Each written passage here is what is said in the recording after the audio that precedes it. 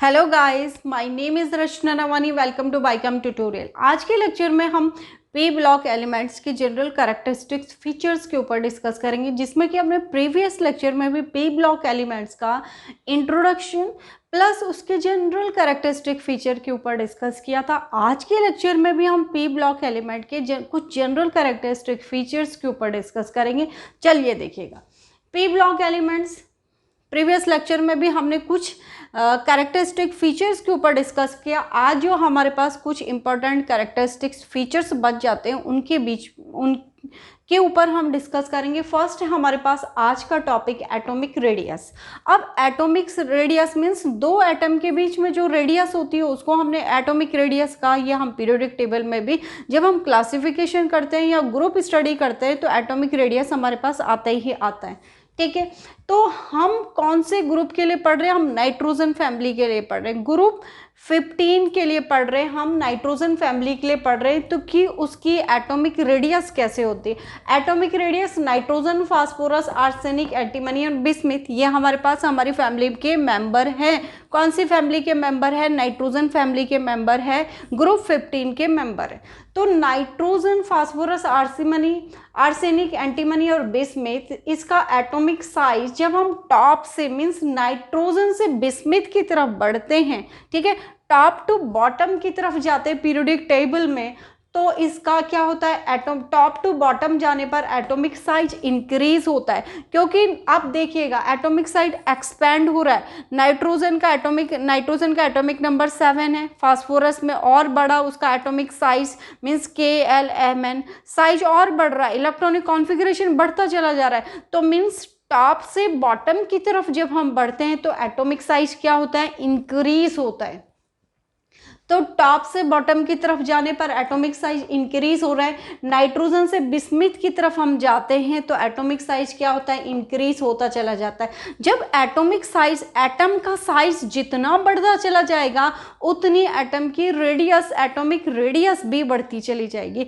तो ये आपके पास इंपॉर्टेंट है, ये आप कई बार पढ़ चुके हैं, तो बार बार आप क्लास 10th से पढ़ते चले जा रहे हैं। हम क्लास 11th में हमने पढ़ा कि एटॉमिक साइज से, आप याद रखिएगा, एटॉमिक साइज एटम का साइज एक्सपेंड हो रहा है, उसका इलेक्ट्रॉनिक कॉन्फ़िगरेशन बढ़ रहा है, उसका साइज बढ़ रहा है, तो साइज बढ़ेगा तो उसका रेडियस भी बढ़ेगा, रेडियस बढ़ेगा तो एटॉमिक साइज बढ़ेगा तो उसकी एटॉमिक रेडियस भी बढ़ जाएगी। तो ये इंपॉर्टेंट है। नेक्स्ट है डेंसिटी। अब आपको पता है डेंसिटी क्या होता है? Density is equal to mass upon volume. अब किसका मास है? हमारे पास इलेक्ट्रॉन है। किसी भी न्यूक्लियस में क्या होते हैं? इलेक्ट्रॉन होते हैं, प्रोटॉन होते हैं, ठीक है। तो इसके लिए डेंसिटी कैसे बढ़ेगी? जब हम टॉप टू बॉटम, अब देखिएगा कि जब किसी का भी साइज बड़ा होगा तो उसकी डेंसिटी ज़्यादा होगी, कॉमन सी बात है। जब किसी भी चीज़ का साइज बड़ा होगा तो उसकी डेंसिटी ज़्यादा होगी।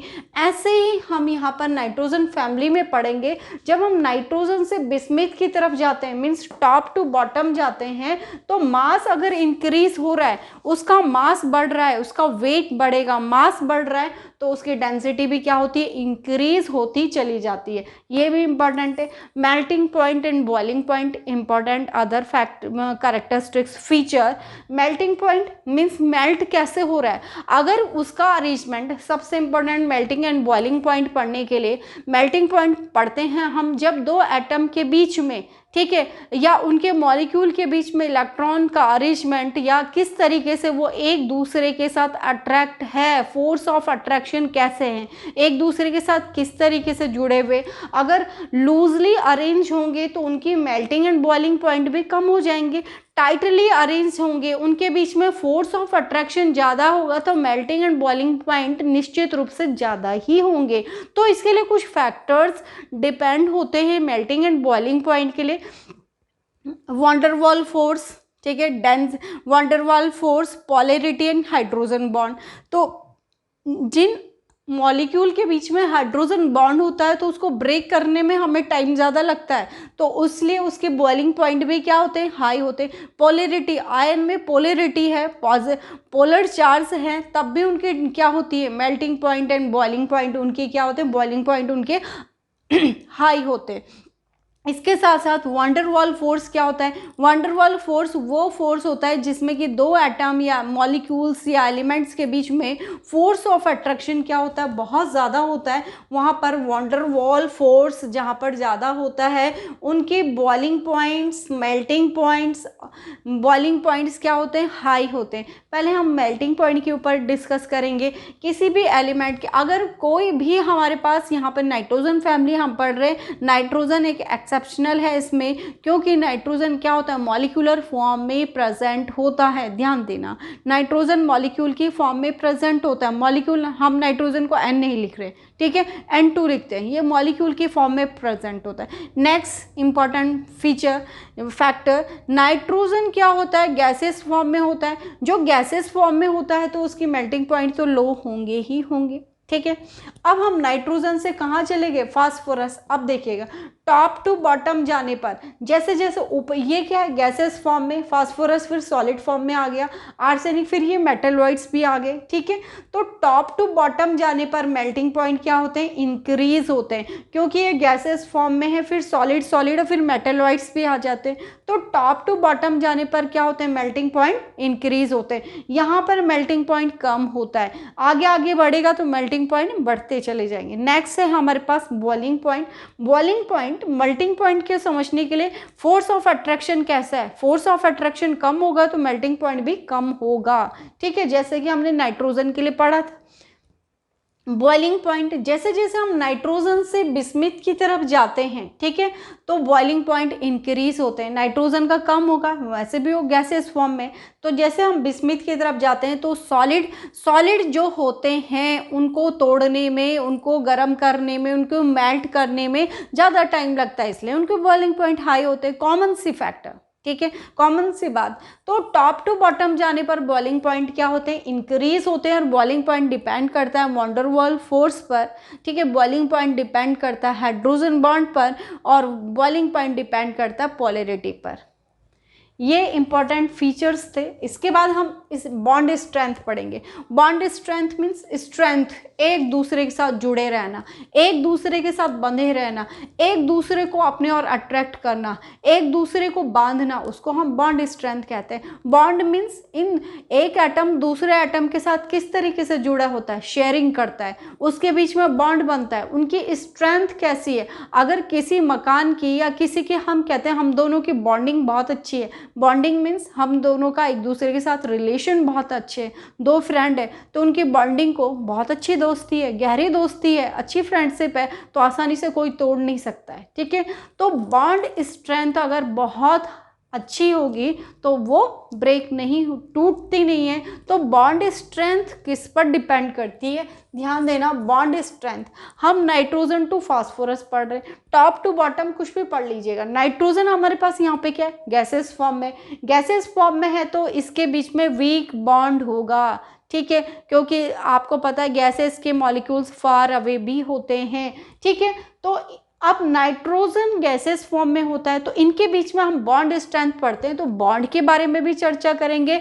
अब नाइट्रोजन हमारे पास N2 की फॉर्म में होता है। नाइट्रोजन के बीच में कैसा बॉन्ड होता है? नाइट्रोजन के बीच में हमेशा पढ़ा आपने कि नाइट्रोजन ट्रिपल बॉन्ड नाइट्रोजन होता है, जिसमें कि एक सिग्मा बॉन्ड होता है और दो हमारे पास पाई बॉन्ड होते हैं, ठीक है।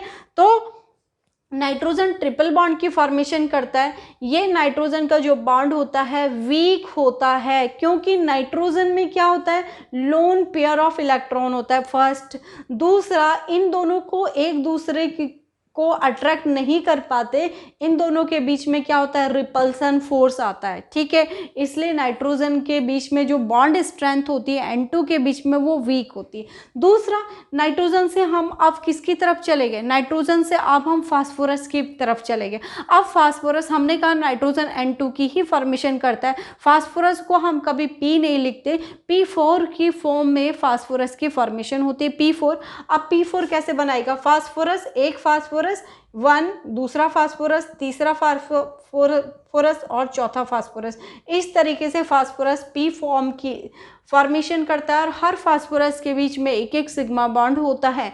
तो सिग्मा बॉन्ड यहाँ पर है तो इसलिए इसकी एक दूसरे के साथ ये टाइटली अरेंज होते हैं और इनके बीच में P4 की फॉर्मेशन करते हैं। इनके बीच में जो बॉन्ड स्ट्रेंथ होती है वो हाई होती है, इन सब के बीच में सिग्मा बॉन्ड होता है। अब बॉन्ड स्ट्रेंथ हाई क्यों हो रही है? क्योंकि इसमें क्या हो रहा है, लो रिपल्शन क्या होता है, लेस रिपल्सन होता है, और जबकि नाइट्रोजन में रिपल्सन फोर्स क्या होता है, हाई होता है, इसलिए बॉन्ड स्ट्रेंथ वीक होती है। फास्फोरस में बॉन्ड स्ट्रेंथ हाई होती है, बॉन्ड स्ट्रेंथ अच्छी होती है कंपैरिजन देन नाइट्रोजन। ये क्वेश्चन आपके पास आता है, नाइट्रोजन वीक बॉन्ड स्ट्रेंथ क्यों शो करते हैं और फास्फोरस की बॉन्ड स्ट्रेंथ हाई क्यों होती है?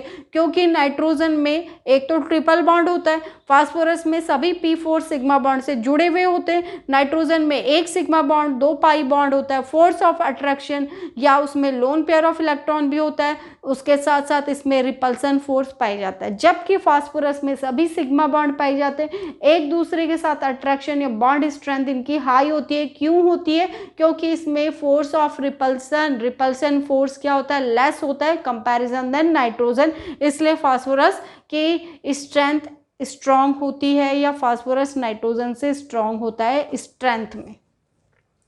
अब हम जैसे जैसे अब हमने पढ़ा कि नाइट्रोजन से फास्फोरस में चले गए, फिर मेटालॉइड्स में जाते हैं, तो बाकी हम जैसे जैसे आप फास्फोरस से भी और आगे बढ़ते हैं उनकी बॉन्ड स्ट्रेंथ क्या होती है, घटती चली जाती है। तो आज के लेक्चर में हमने ये इंपॉर्टेंट टॉपिक के ऊपर डिस्कस करा कि एटॉमिक रेडियस क्या होती है। टॉप टू बॉटम जाने पर एटॉमिक रेडियस बढ़ती चली जाती है, एटॉमिक साइज बढ़ेगा तो रेडियस बढ़ेगी, डेंसिटी बढ़ती है, ठीक है, साइज बढ़ रहा है तो डेंसिटी जरूर बढ़ेगी क्योंकि मास भी बढ़ रहा है। मेल्टिंग पॉइंट क्या होते हैं, टॉप टू बॉटम जाने पर मेल्टिंग पॉइंट इंक्रीज होते हैं तो बॉइलिंग पॉइंट भी क्या होते हैं, इंक्रीज ही होते हैं। Bond strength nitrogen and phosphorus आपके पास ये इंपॉर्टेंट है। आज के लेक्चर में हमारे पास पी ब्लॉक के जनरल कैरेक्टरिस्टिक फीचर्स खत्म हो गए। अब हम नाइट्रोजन फैमिली का हाइड्राइड्स ऑफ नाइट्रोजन पढ़ेंगे, जिसमें कि आप स्टडी करोगे अमोनिया की भी, जो कि हैबर प्रोसेस से हो रहा है। हैबर प्रोसेस से हम अमोनिया को बना रहे हैं, ये आपके पास सिलेबस में इंक्लूड है, इंपॉर्टेंट टॉपिक है। नेक्स्ट लेक्चर में हम नाइट्रोजन फैमिली के कुछ हाइड्राइड्स के ऊपर डिस्कस करेंगे। आई थिंक कि स्टूडेंट आपको ये लेक्चर समझ में आएगा, तो प्लीज़ चैनल को लाइक एंड सब्सक्राइब जरूर करें और वीडियो को अपनी फ्रेंड के साथ शेयर कीजिएगा। Thank you for watching.